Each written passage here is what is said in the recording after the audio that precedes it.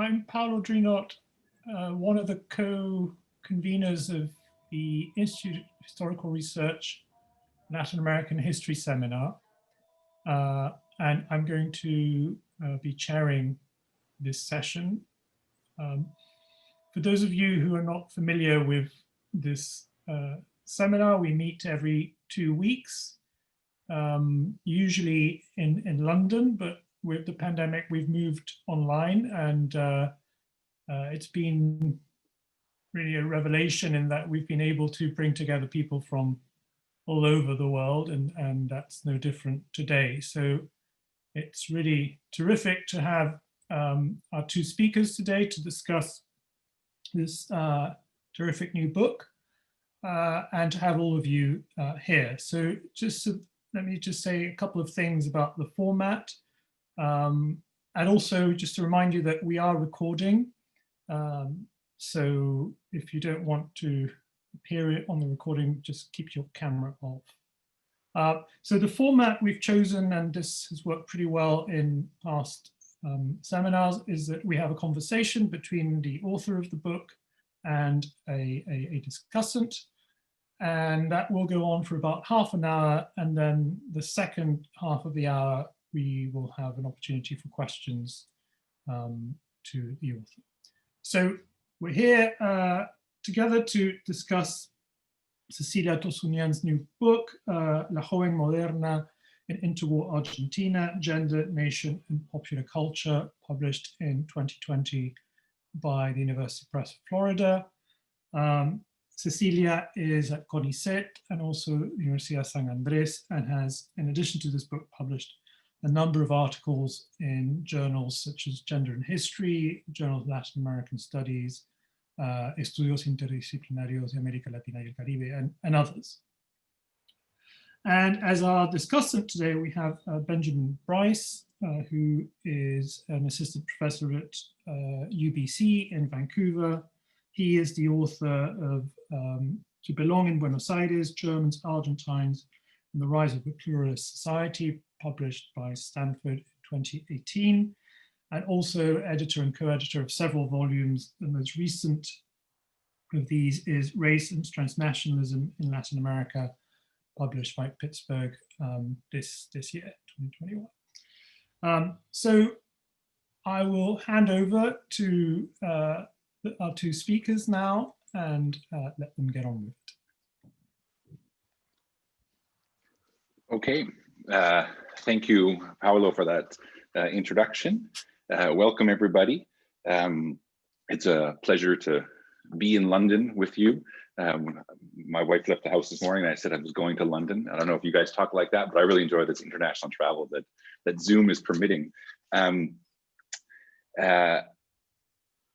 These events are a bit of a silver lining to this pandemic, and I think it's really great that we can bring together people from the Americas and Europe, and probably also somewhere else in these fora. So I would just begin. So I've just got some questions. My plan is that Cecilia and I will just chat for half an hour, and then I will shut up, and you guys will carry on that exact same kind of dialogue. But I would just begin with a short bit of praise for this book. It's a really great book. It's wonderfully interesting and important, and it's also very engaging. So if you haven't read it yet, may this be the launching point for you to then go buy the book, which I think you can do on the side here with a discount, and read it. And so I really warmly recommend it. It was a real pleasure to be asked to read it in detail, to be able to hold my own here in this conversation. So with that, I will start my series of questions for Cecilia. I'm going to start with a series of softballs. So first of all, Cecilia, what's this book about? Hello, everybody. Well, thanks for inviting me to present my book here. And well, let me tell you a little bit about this book. The book is about the modern girl, as the title shows. And I studied the modern girl figure in Argentina from its emergence in the 1920s, to its disappearance in the 30s, end of the 30s. And I focus on cultural representations of young women and lived experiences particularly in Buenos Aires. And the book asks basically what these images can tell us about gender representations and gender relations, and about the constitution of an Argentine national identity. The book is divided in 5 chapters, and each of one of them has, I analyze a central figure, female figure. So I have a chapter for the upper class modern girl, that it was understood as the archetypal type of modern girl. It belonged to the upper classes. She was very cosmopolitan. Then I moved to the third chapter, sorry, that it's about representations of working women in Buenos Aires, basically. And there I study how secretaries and sales girls, but also actresses and performers conquered the public space in Buenos Aires. And then I have 2 other chapters that are focused on basically women doing sports and physical culture and beauty. And then the last one, it's about beauty contest participants in the global stage. And I argue that, well, this Joven Moderna clearly reflects an idea of change. And I argue that this change can have positive and negative sides. On the one hand, the archetypical modern girl that was this flapper or Joven Moderna from the upper classes was represented in a critical way and was and symbolized fears of cultural loss and moral decay. And she was criticized because she was importing foreign values into Argentina that were destroying Argentine national identity, basically through an idea of Americanization of Argentine culture. Then I have like a more positive analysis of this figure. Other types of modern girl were more soft, I think, and they were considered a symbol of hopes of an advanced nation, and they symbolize progress, civilization, and I basically analyze this through images of athletes that competed in the Olympic Games, and also winners of beauty contests that represented symbols of progress for export, I would say. So these are really, it's a summary of the main arguments of the book. Okay. How did you come to this topic? Well, basically, I have been always kind of fascinated with the outburst of female images in Argentine mass media, especially in women's magazine. And it was not only a fact of quantity, but also of quality. In the 20s, you start to see these women images of these female images of women smoking, driving cars, doing sports. So I think that this was something that was behind, always present in my mind. And then more specifically, I was finishing my master thesis, which has to do with women and welfare policies. And I wanted to switch from social history to a cultural approach. So at the same time, I had been accepted at my PhD program, and they were requiring me to do something transnational. And I just met a group of researchers working in the modern girl around the world. So basically, I think that these 3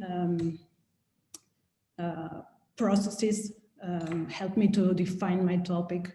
And then, well, you began to think about something, but then you have to go to do some survey of the sources. And I remember that what struck me the most was that when I was like beginning to assess my sources, I recall thinking that the modern girl in Argentina was really cosmopolitan, and that there was nothing really special about the modern girl in Argentina. So I was kind of not so sure that that was a really good topic.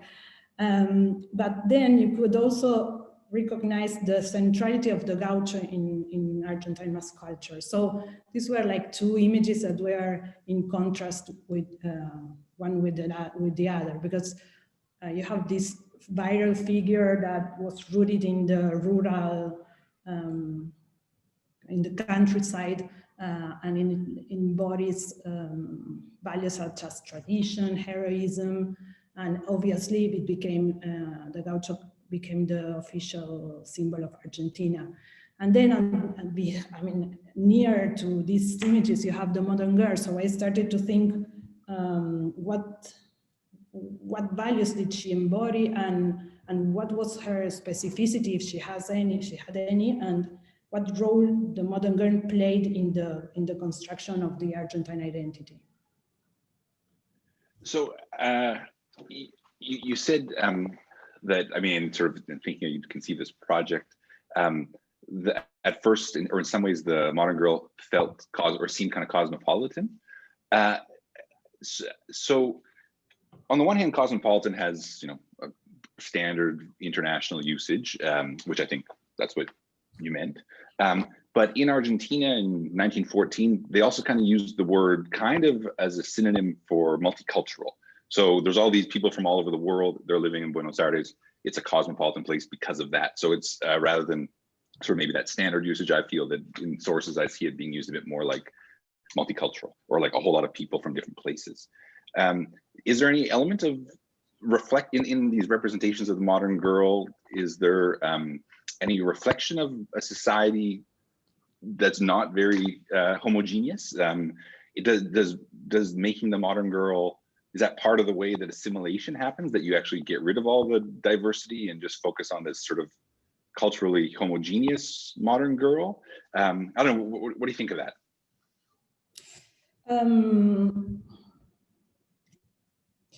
Well, maybe, I mean, I think that, I mean, if we think about the role of immigration in this period, I mean, we cannot skip that process. I think that you can analyze the modern girl from two angles. You can see from the immigration history lens, you can see that the modern girl could be, an actual modern girl could be from maybe second generation of immigrants, of an immigrant family.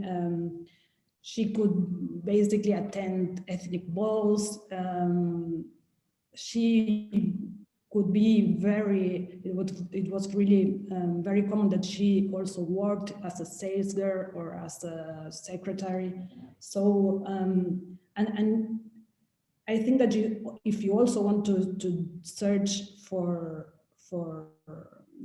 these ethnic marks, you could also see, for example, these young women challenging their fathers and their families, because they wanted to just, I don't know, do something different of what was expected of them. But if you see the same process from another angle, and that's the angle I chose, I think that the diversity and the ethnic how do you say, differences that Argentina presented were less important to the construction of the modern girl figure, especially in the case when you think about the modern girl for export. There you have, for example, I analyzed the case of a Miss Argentina that was selected for competing in the Miss Universe contest in 1932. And the candidate that won was Anna Rovner from Once neighborhood. And she was clearly Jew, but I mean, she presented herself, and the magazine that chose this candidate presented her also as a German, as with German roots. So I think that, and then because she was blonde, so she represented like the Argentine European type. And then when she went to compete for the Miss Universe contest, she just, I mean, this ethnicity didn't show up. I mean, she was just presented as the Argentine candidate that represented the melting pot idea of Argentine society, where there was a homogeneity of whiteness. And well, they also showed progress, and through this racial characteristics, they also showed like progress and the idea of an advanced nation. I mean, the idea behind this contest was that Argentina was the melting pot, and so Argentine women could be even more beautiful than European ones, because they just they mixed, so they created like a better outcome, I would say.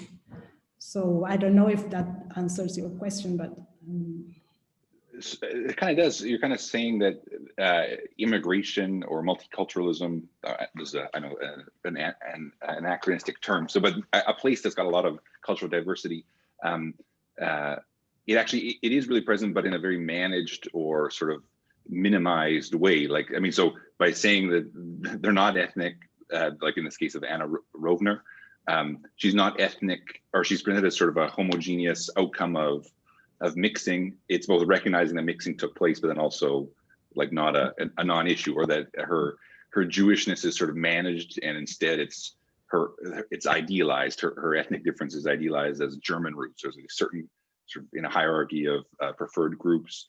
The best possible background is being emphasized. So there's diversity is being manipulated in this cultural construction of the modern girl. Is that sort of what you're saying as well? I got off topic. I had a script, although I think maybe this should be more of a conversation. So I will not feel bad about deviating from my script. But my last softball, and I apologize to everyone in the room who is not in North America, who doesn't use baseball references when they speak English. But my last softball, but I think a very important question is, what do you think this book challenges or makes us rethink? Like I could go through my life not thinking about the modern girl in Argentina until I read this book, and then I realize, oh wow, what is that? Oh wow, for those of us who haven't read this book. Well, I think that the book challenges or thinks wants to make two contributions. The first one, I would say, that goes into the women's history field, and more specifically into the Argentine women's history, which has like a predominance of social lens. So there has been a lot of work on the public women in the public sphere, so on feminism, the labor market, female education. So I was more interested in exploring the changes that have occurred in consumption, leisure, daily life, fashion, from a cultural perspective. So I would say that was one of my first ideas of my first contribution, but not also, I wanted to understand also fashion, beauty, new forms of courtship, not as a banal or frivolous practice, but consider it as a way of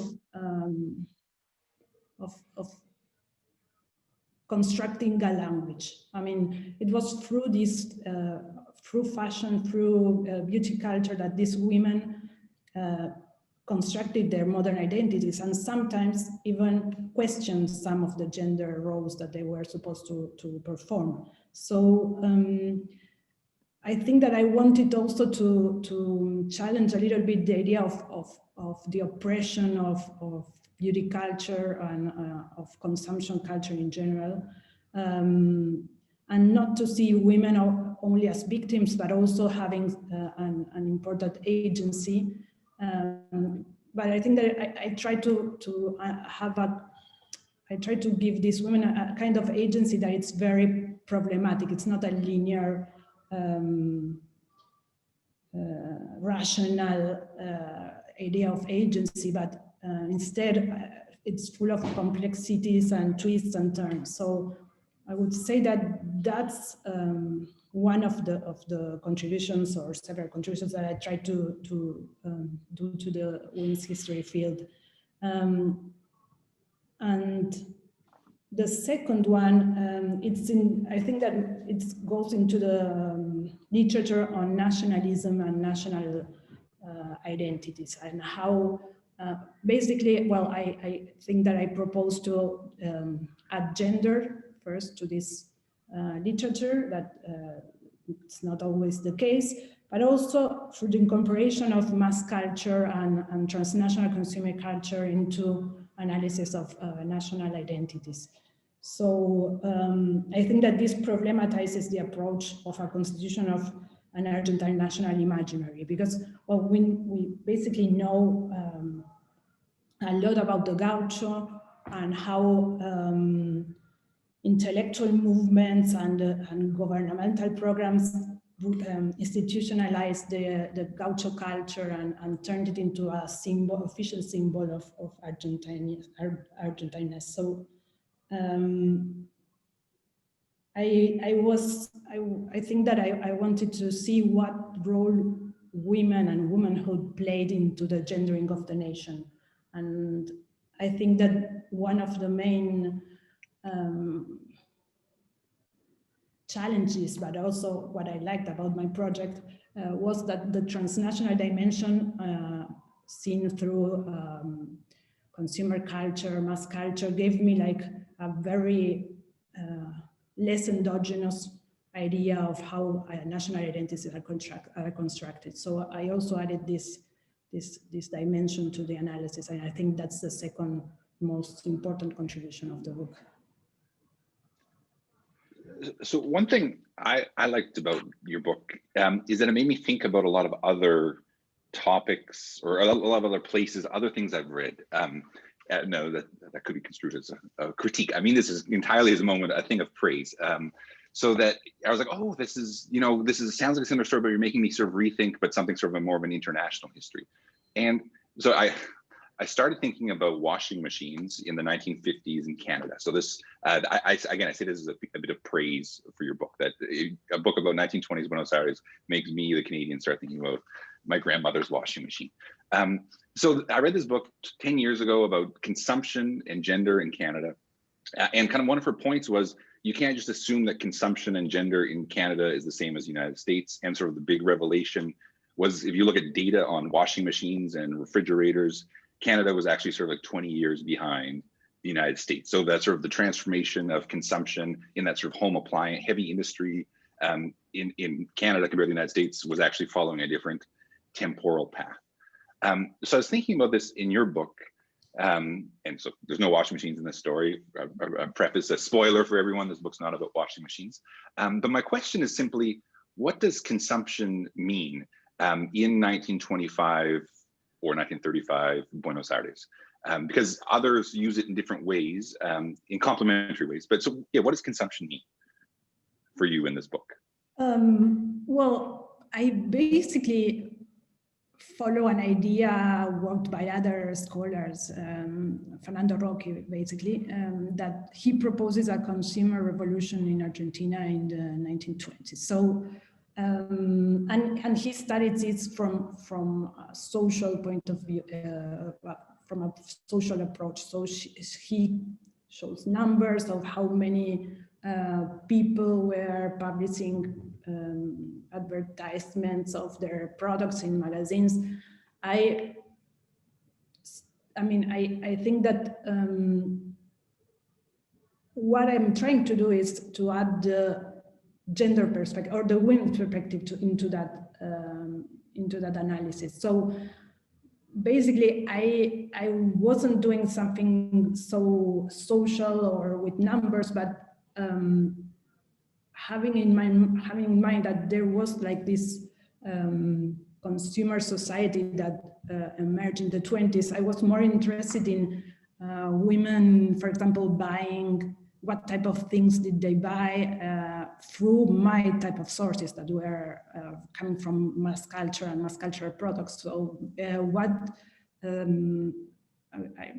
for example, I analyzed what working women were using for going to work, what type of, how much they earn and how much did they spend in clothing or in beauty products. So I think that, well, basically I'm thinking about a consumer culture analyzed through women, and what were they wanting, I mean, what did they wanted to buy, and what were they reading, and where did they go dancing? I mean, I try to reproduce these types of things through mass cultural products. I'm cognizant I'm running out of time, so for the benefit of all, I will. This might actually have to be my last question. Kind of building on that in a couple of ways. So I'm going to quote you directly on page 12. So you say, paraphrase first, unlike the gaucho, la morocha argentina, or the modern homemaker, and then you say, the modern girl who coexisted with these figures expressed the country's profound identification with the promise of modernity, but also with its threats. So this book kind of also tells me, so it zooms in on the modern girl, but it also highlights that there's actually sort of a series of stereotypical, not stereotypical, but sort of tropes of images of figures that exist in 1920s and 1930s, Argentina, and so in particular, the gaucho, la morocha argentina, and this homemaker, which is, these are all different figures. And then the modern girl shows us both about modernity, but also sort of the threats of modernity. So it's not really in the form of a question, but can you tell us more? Well, here's a question. Can you tell us more about that? These multiple figures and how this figure is unique or problematic, or yeah, in contrast to other figures. Well, I mean, I think that the gaucho figure and I mean, we have the centrality of the gaucho figure in Argentine historiography and Argentine history in general. It's huge. So I wanted to see what's going on outside this official symbol. So you have like, well, Cecilia Tossounian, that was in this seminar a couple of weeks ago, worked a lot on the figure of the morocha argentina. I mean, that would be something like the morena in other Latin American countries that represented traditional values, authenticity, and another non-official symbol that was present in Argentine culture was the urban homemaker it's analyzed basically by Rebecca Pite in the book about Doña Petrona, where you can see this middle class, these women that represented middle class values of respectability, national progress. So it was a very positive view of modernity, but I think that I wanted to see what the modern girl figure was what were the values that there were in play with the modern figure that was also the third non-official symbol of national identity, of the Argentine national identity. And well, the critique of the Americanization of Argentine culture through the arrival of foreign fashions through the upper class modern girl is a very I would say not so it's not so surprising that there was a critique and that the upper class modern girl was seen in a critical way. I think that it was more surprising that there were positive examples of modern girls that were praised because of their modernity. For example, working women, young women, or women practicing the sports were really, I mean, there were figures that were really appreciated because for Argentine mass media, they represented the idea of progress. I mean, the Argentine nation, it's catching up with times. And we also have this Olympic winner, and we also have working women. So I think that this is what I tried to show in the book, that there was a profound identification with modernity and also with the threats of modernity. And I try to show this through the multi-faced modern girl figure. I could have follow-ups, but I'm going to strictly adhere to my 30-minute cap. We'll take the microphone away from the guy who keeps on talking about Canada and baseball, and open the floor. But a warning that if there aren't further questions, I have plenty more references to North American English that I will throw into this conversation. But anyway, I'll open the floor, and I would just say thank you to Cecilia again for such a wonderful book, and it was a real pleasure to read it and engage with it. And I hope others will be inspired now to pick it up if they haven't already, or pick it up again and reread it cover to cover, because it is really a great book. So thanks, Cecilia, and I'll be back if space permits. So thanks. Thanks. Thank you both. Just to say that if you have a question, please put your hand up, or you can also write the question in the chat function. So while you maybe collect your thoughts, perhaps I can start, Cecilia, with a question. I looked at the modern girl in the Peruvian context, where I think interestingly she was known as the mujer muchacho, the boyish girl, which already says something, I think, these different terms that were used in different parts of Latin America. But one thing that I was particularly interested in was how,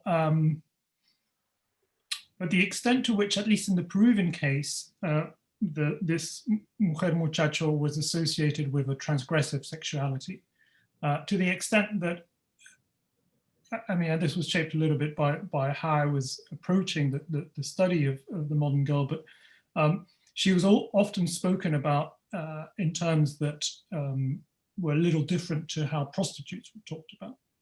So my question to you is really about that. To what extent did these sort of constructions of sexuality, of transgressive sexuality, become attached to the modern girl in Argentina? Or is this something that is particular to the Peruvian case that I've looked at? Okay, thanks. Should I answer now, or just? Unless there are other questions that maybe we can add. I have a question. Julia, go ahead. Hi. So I enjoyed your presentation and the book. I would like to have you talk a little bit more about La Morocha Argentina and how you've posed them as that is a different figure. But I'm wondering if there's also periods of overlap, or if you've seen examples of overlap. Thanks. Any other questions? Why don't you take those two, Cecilia, and maybe we can get another round later. Okay.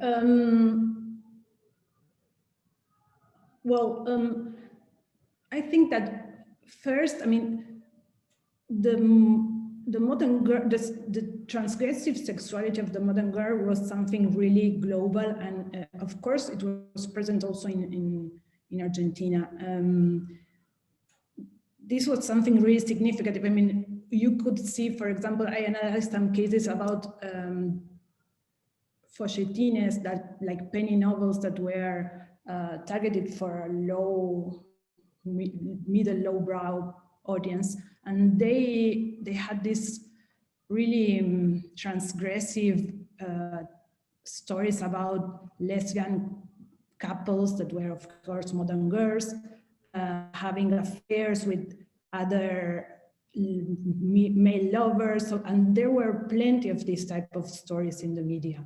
Of course, this worked like a cautionary tale for the public. I mean, they always, it was very probable that they had died or had a tragic ending. I mean, there was no chance that in this melodramatic narratives, this type of transgressive modern girl had a happy ending. But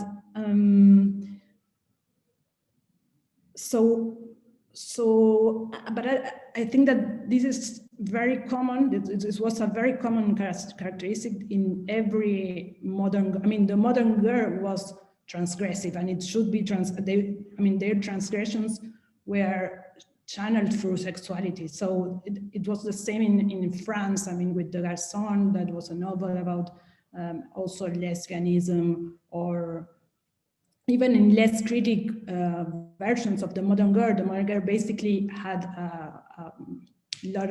lots of boyfriends and flirted a lot. So in another, I mean, you could have the really transgressive type of narrative about the girl, or even, I mean, more less threatening characteristics. But basically, they were not confused with the figure of the prostitute. I mean, these were usually, I would say that in Latin America, I don't know if what's the case in Peru also, but in Cuba and in Mexico, I mean, modern girls that were very sexually transgressive belonged to the upper classes, so they've represented in this way also a sense of decay, of moral decay that was, I mean, it was that you could also see in other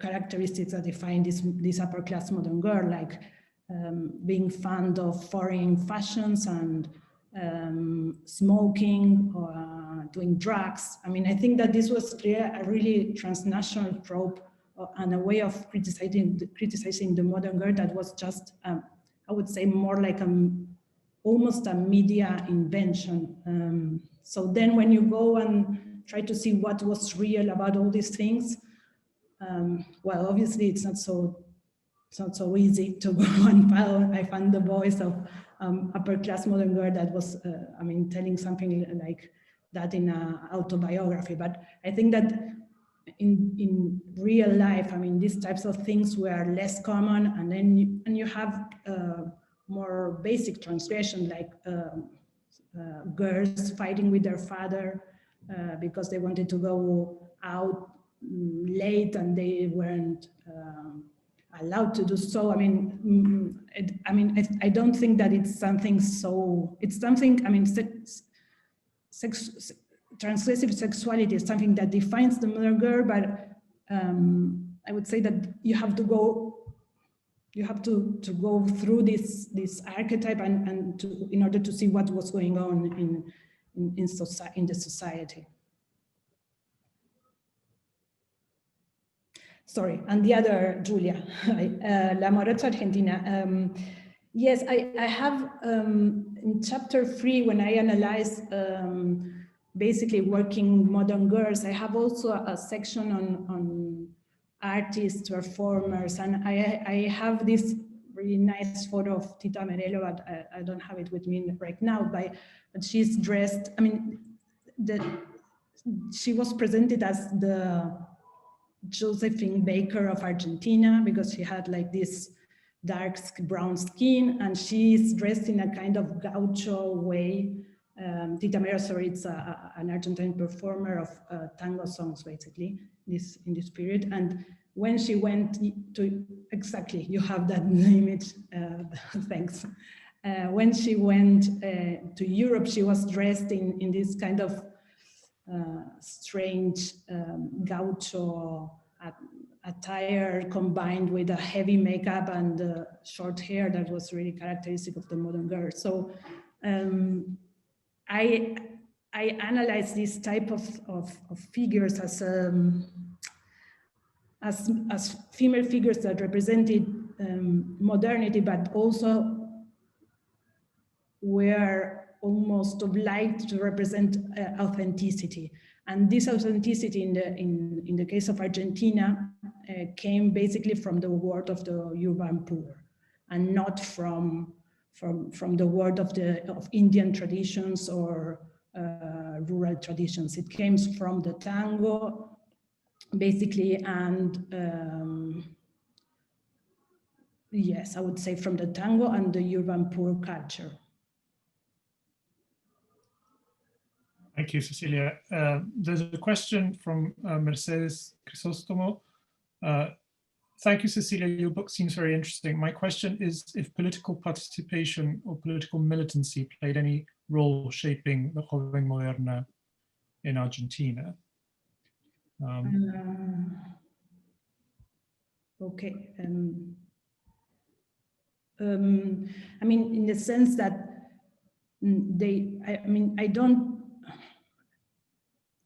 the modern girl figure was really a very apolitical figure in terms of political participation and political parties.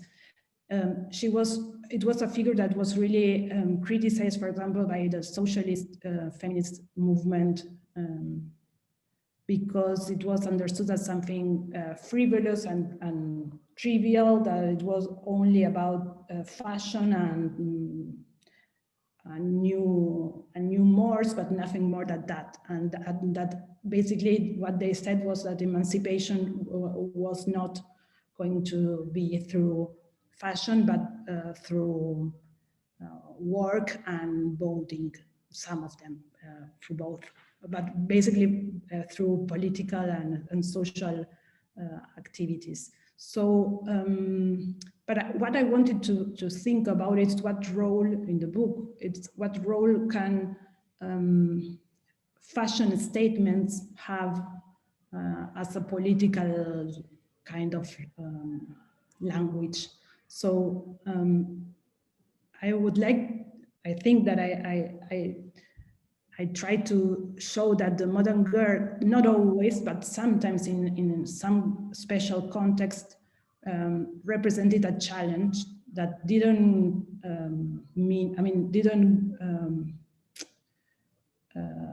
how do you say it? Didn't express itself by voting or political participation in the classical terms of it, but was channeled through other type of practices that had to do with fashion, with flirting, being in the public sphere, in the city, and participating in this urban space. Thanks. We have questions from Ángeles Picone and Natalia Milanesio. Thank you, Cecilia, for that teaser of your book. I confess I haven't read it, but I just bought it, so I'm very excited to read it. And so I apologize if you don't tackle on any of the questions that I have. I think you have kind of answered one of them, but so I'll ask two. So in this, you mentioned you studied 1920s and 30s. So I'm curious about how the changes in Argentina, especially in the 1930s, as travel within Argentina, leisure within Argentina, conocer la patria es un deber, like that instructions that national parks give to Argentines, how that travel and leisure play into the role of La Joven Moderna, if it does, and if you have seen it where in the sources that you have tackled. I was thinking mostly in terms of sports practice and like that avenue. And you mentioned that during the 1930s, the figure of the modern, de la Joven Moderna, like kind of winds down. And does it transition into something else? Does it transform into something? Like, I'm curious about the end of the story, basically. And I also want to thank you because I know you are in your summer break. So thank you for joining us.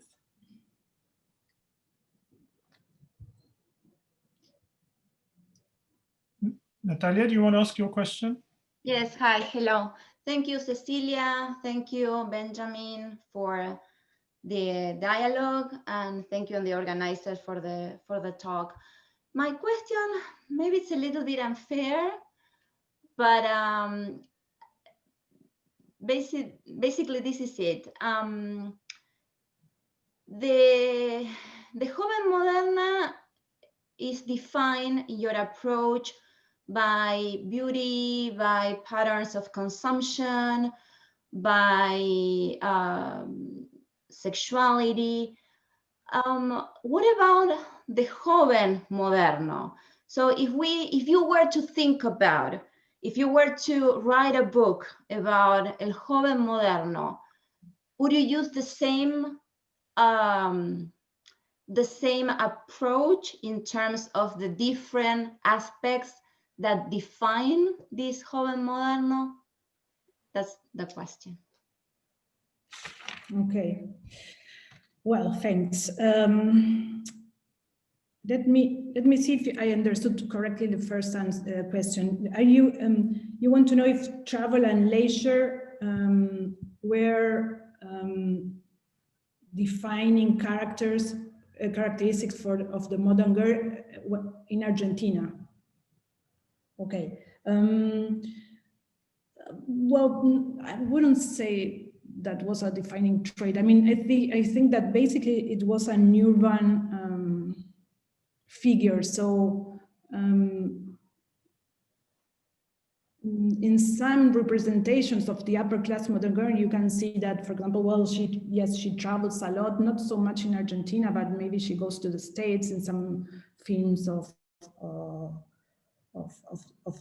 specifically the upper class modern girl. But it's difficult to translate this image into into a rural environment. This is a very urban phenomenon. So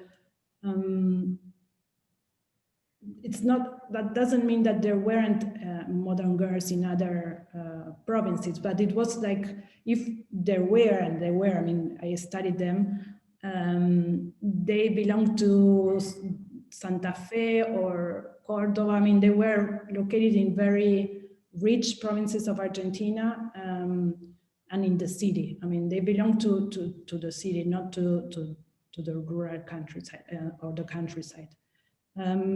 So, and the end of the story, well, the modern girl basically was very global. So, I mean, its emergence and then its disappearance was really an international phenomenon. And this figure didn't get a very clear replacement.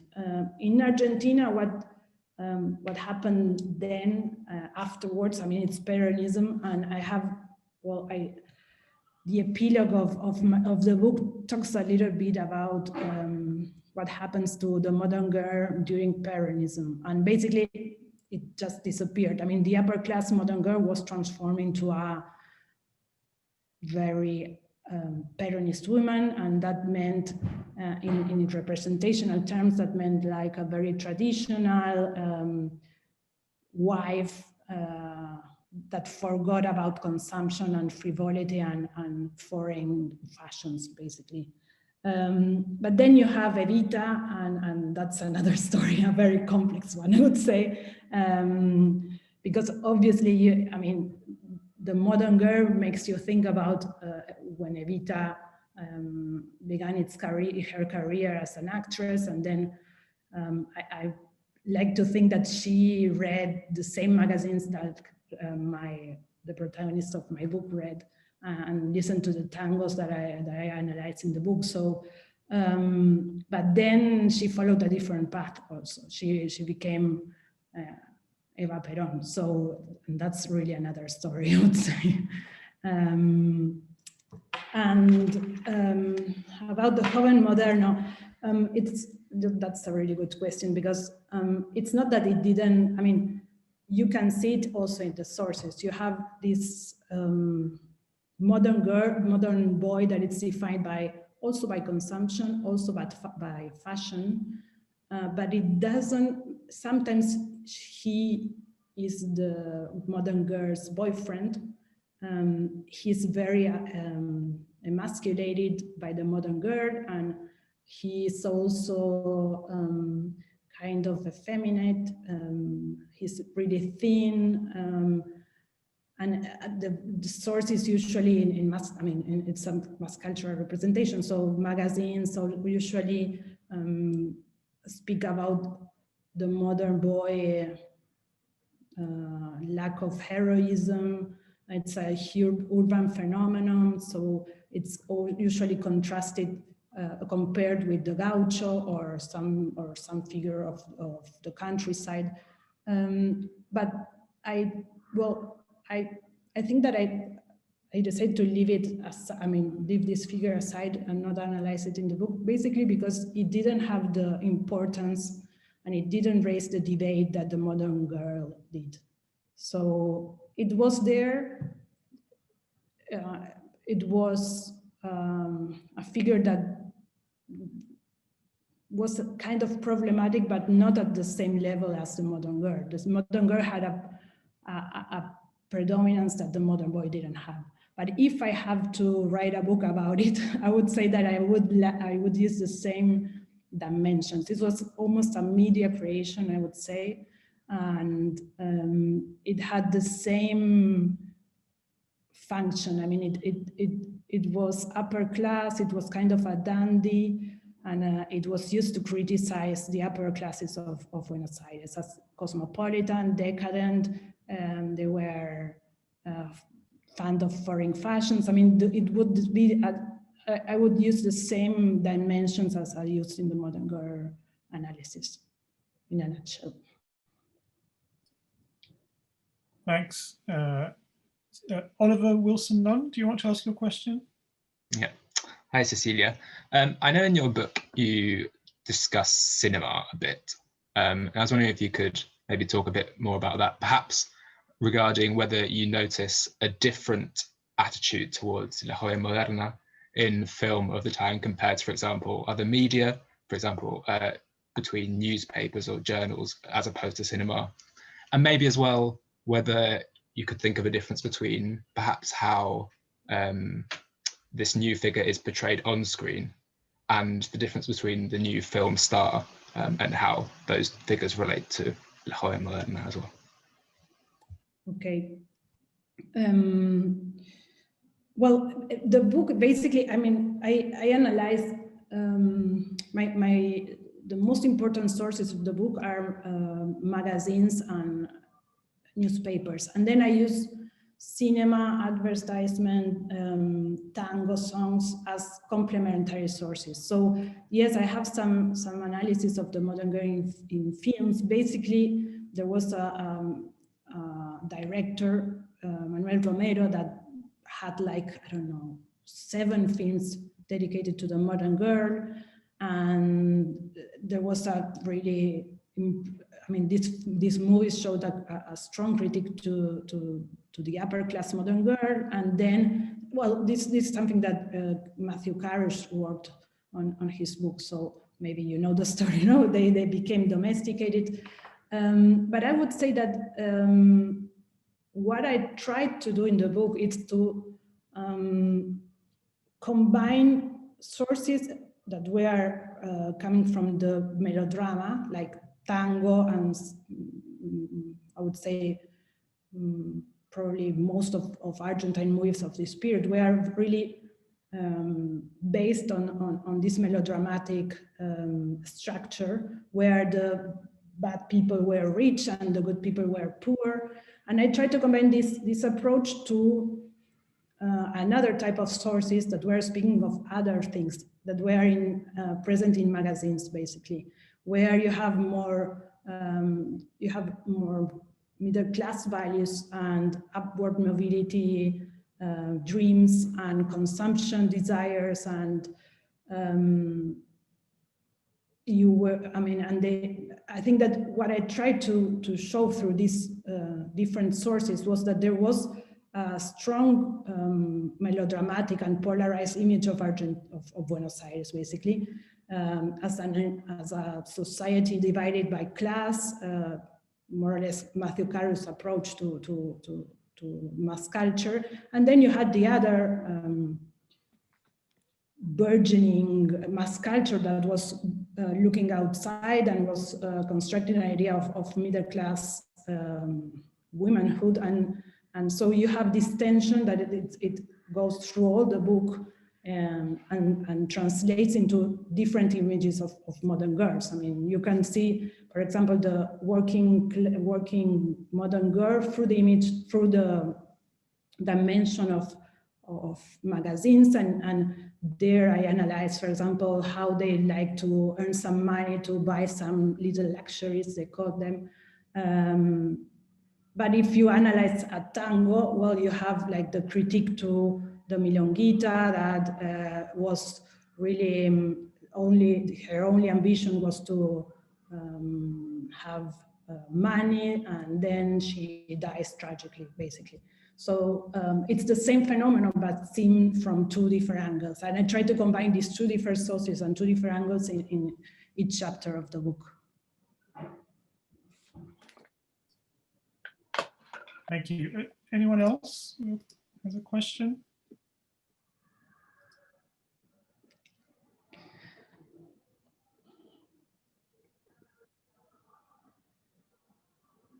I don't know if you, Ben, want to pick up on questions that you weren't able to ask earlier.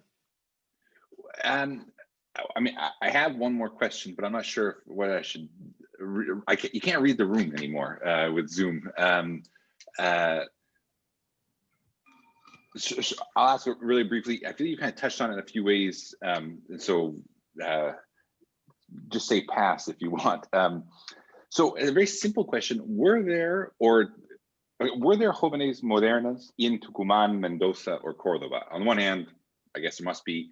On the other hand, I don't learn about them. So what is the relationship between any other place outside Buenos Aires? Is this particularly a Buenos Aires phenomenon? And I feel you have touched on this already a little bit, so don't feel pressured to go back to it too much. No, but I mean, as I said before, it was a urban phenomenon, and what basically I have some beauty contestants in chapter 5 of the book that were coming from the provinces and were challenging the porteño modern girl, and it was, I mean, I analyzed some Miss Argentina were from one was from Cordoba, another was from Santa Fe, but I mean, and the tension between the capital city women and the women from the provinces, it's really interesting. And I only have that part of the book dedicated to them. Obviously, there was like this sense of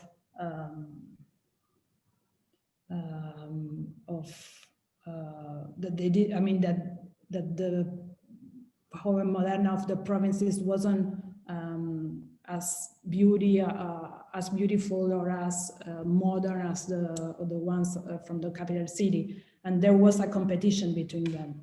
So every time that the candidate from one of the provinces won, there was like a huge party in that province, and they were like really happy that they have this candidate that won the porteñas ones. But